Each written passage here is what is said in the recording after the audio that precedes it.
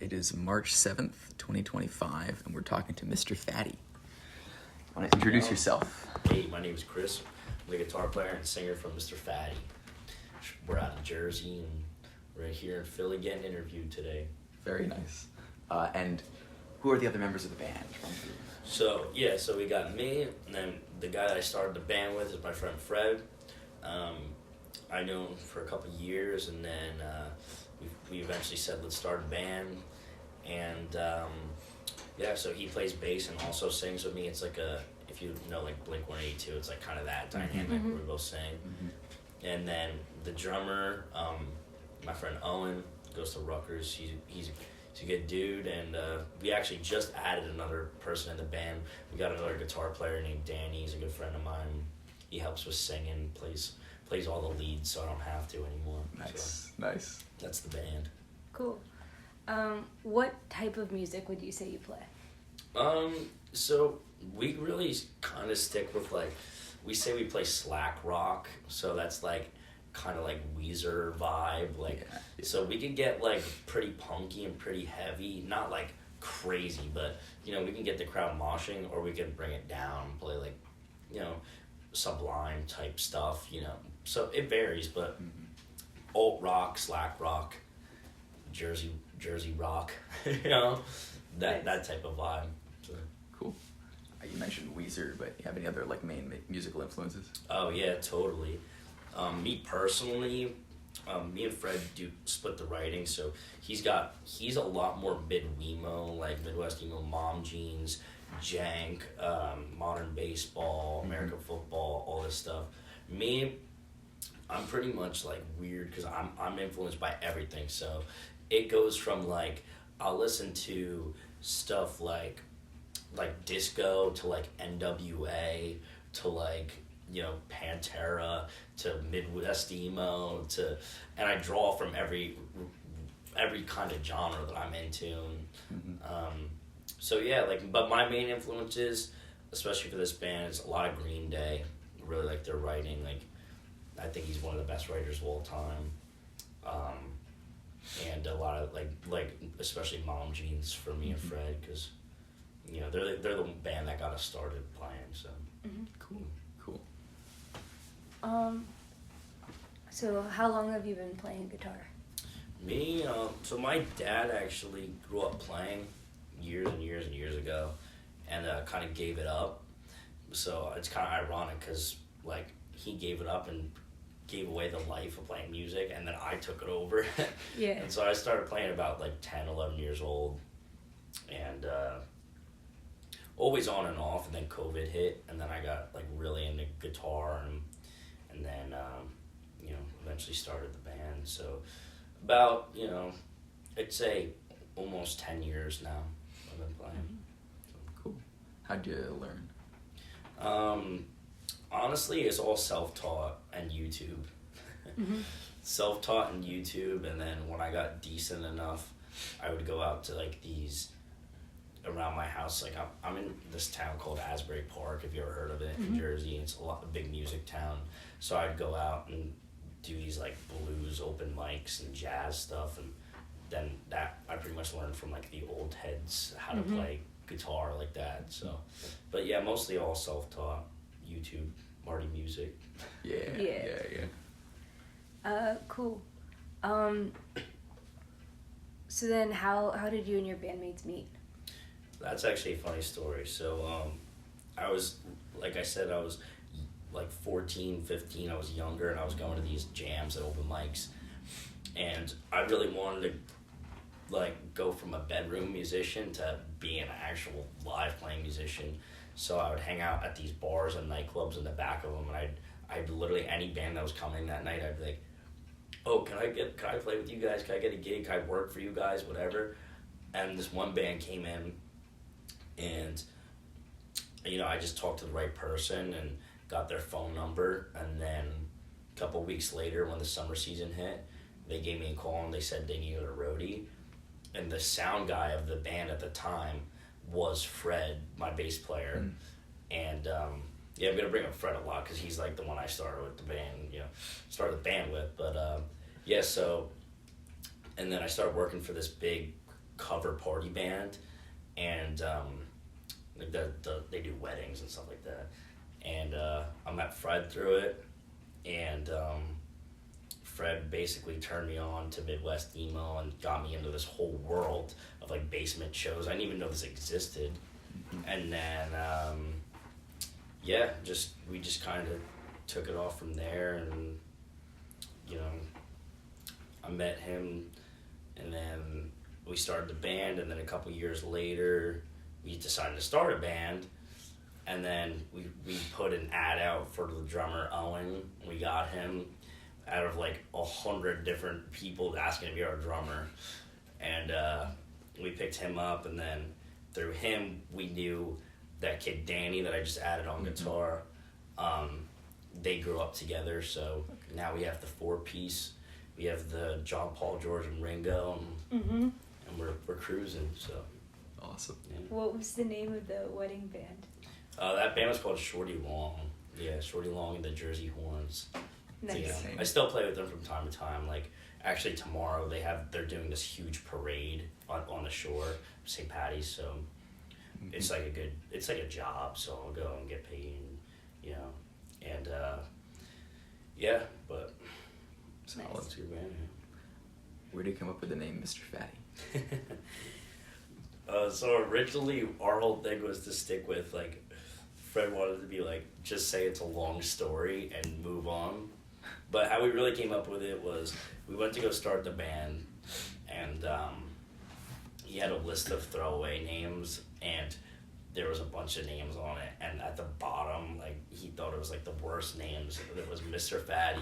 And I was like, that is the coolest name ever. I see potential in that name. And it's like, it's kind of, not to get deep, like, and dramatic, but it's kind of like really like works with who we are as people, because we're loose, we don't care, we just try to have fun. Like, you'll see when we play here, it's like our whole thing is just leave your politics at the door, leave this at the door, leave your attitudes, your egos, whatever. Let's just everyone have a beer and just come hang out. And and I feel like Mr. Fatty runs like perfectly with that vibe, you know what I mean? It's like, it's just something fun, Yeah. So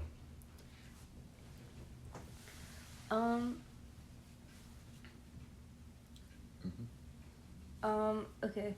So I guess you mentioned Owen's in school at Rutgers. yeah. Do the rest of you guys also go to Rutgers? Yeah, so Owen goes to Rutgers, and then the rest of us were all just in community college. Reason for that is like I want to go to school full time, like I wanted to go to Drexel and stuff, but the problem is the band, like I mentioned before when you're not on the interview, it's been picking up some steam and doing good, and now it's at the point where it's like kind of how you mentioned how you have to kind of go full in with the venue here. It's the same thing with the band. It's gotten to the point where I have to go like, it's like kind of like it's a baby now. We have to just nurture it and keep it going and try to get it as successful as we could. So, we're all doing school besides him and like part time, playing as much as we could. So Yeah. Cool. Outside of the music world, what other kinds of like hobbies, interests do you have? Like work that you do, stuff like that? Oh yeah, that's a good question.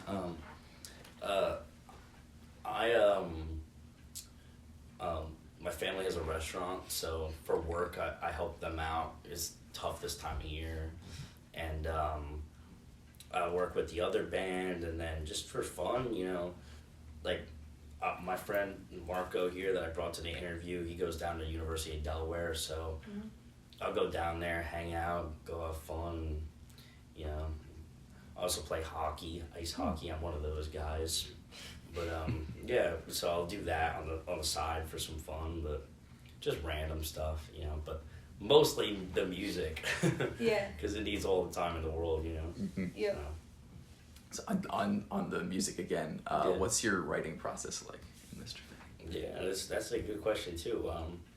So like I said, me and Fred write from primarily like most of the stuff, and he has his songs, I have mine.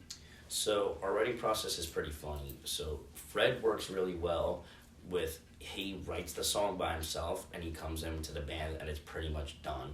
He might ask us to add a riff or something like that. Me, I don't work that way. I'll crank out, like I'll be at home cranking out puzzle pieces, like different parts of songs here and there, but I need to come together with the band. And we have since our drummer's so busy with school, we just have me, Danny, and Fred. We get together and do this like little writing group, and I'll bring my ideas, and we just work on. We really just get through it all together, and it's just better that way. Like kind of like the Beatles did it, because you might have an idea that I didn't even think about, and vice versa. So yeah, that's pretty much our writing process. Is just, for me, I need the band around me, and Fred writes it all himself, just brings it to the band when it's done. So it's been working pretty good. Cool. So how about for writing lyrics? Like, how does that work? Are there any themes you write about a lot? Yeah, that's also a good question. So I'm from Asbury Park, and if you ever heard of Bruce Springsteen, he's from Asbury, and that's another one of my influences. And he writes very deep, but stuff about his own struggles. And so, like me, I always took to that type of writing. I don't really ever write anything like political or angry or anything like that. It's just more so just like kind of life questioning stuff, different problems I'm going through, different struggles, and hopes, like, to put it in my music, and hopefully people have the same, have had the same thoughts and feelings, and we could all kind of agree, so I try to write my lyrics towards stuff like that. And then the other, that's like 50%, and the other half is just, we try to write about like just good times, like we have some lyrics about like being with your friends, just having like beers in the basement, listening to a band, like, like, because we actually, when we're off, we go to shows just to hang out. So so we try to keep it both serious and funny, so. Yeah. So then I guess like with recording music, where are you guys at with that as a band? Yeah, so it's pretty funny. So we started the band, and we were like, so we're just gonna play, and we're gonna write stuff and play it at the shows, but we're just gonna play and build an audience first, And like I mentioned, how we worked with that other band, me and Fred. What I didn't mention, I eventually went from roadie to playing guitar for that band, and I played with them throughout high school and stuff. And what that taught me was that taught me to be an entertaining musician, not just play for the music, but also like put on a show, like almost like a circus, And so our whole thought was, we have this great stage presence and this show that we put on. So before we release music, let's get a group of people that we could kind of like keep them waiting for something, like, you know what I mean? Like, because no diss to anyone, but a lot of people put music out when they have like 3 followers, and I mean, it's just your 2 friends and your mom listening to your music, which is a great thing, but us, we wanted to build up a little bit of a crowd. So when the time's right and we release something, it's gonna have that, that crowd. But as far as where we stand today, we are actually heading into the studio late this month. We got we already have 2 songs recorded, and we're gonna do a couple more, and then we're putting out one short EP just to give people a taste of what we've been working on, and then we're gonna have our big time release that's gonna come out. We're gonna try to have the first one out before the summer, and then the end of summer going into fall, which is our busy season playing shows. We're gonna do a little fall tour, and we're gonna just promote probably for the next year and a half, just that EP. It's gonna be like a kind of long EP towards an album, kind of. Yeah. And so, yeah, that's where we stand with recording. But our big thing was getting fans and getting a show and getting a following. And now we sit with like 1,200 followers roughly, and that's 1,200 solid followers, like no bots, no just good people that love the band, and so we can't wait to come out with something. So stay tuned. Maybe you got something come out soon, and then we got the big release in the summertime. So Very cool. yeah. We'll look forward to that. Getting towards the end of the interview, Yeah. our final main question is, why are you a musician? That's a great question. I'm gonna kind of restate. I had this professor. I went to college a little bit. I had this professor that was a manager for this band called Good Charlotte. He was a pretty famous guy, and I asked him this question, and he said this to me, and it's so profound. And I kind of repeat it. I rip him off, and I said, "Why did you take the music route?" And he said, because there's so much negative and just terrible stuff in this world, and it's really the last thing that he believes and I believe that's authentic. You could tell, like, when someone's playing music, you could tell it's coming from their heart. You could tell, like, if they have, the power to get on stage, like, they're just trying to come across and tell you how they feel about something. I just think it's such a powerful thing. And so, yeah, to answer your question, I do music because it just makes everything a better place. It makes the world a better place. It has the ability to, if you're having a terrible day, to flip your day around. If you're having terrible thoughts, it can, just really just change everything. And not to get so dramatic about that, but that's how strong I feel about it, and that's why I kind of dedicated my life towards it. Mm-hmm. And that's what we hope with Mr. Fatty is. We hope to just be this band that just brings happiness, and just we could all come together and just celebrate life. Mm-hmm. So that's why we do it, and we're happy that the Silver Age HQ could give us a stage to play on to, Of course. to spread the word. So Mm-hmm. Cool. Is there anything else that you definitely want us to ask you about or want included? no, I just we're just really stoked to play here, and we love Philly, and we hope to see some familiar faces. Cool. Nice.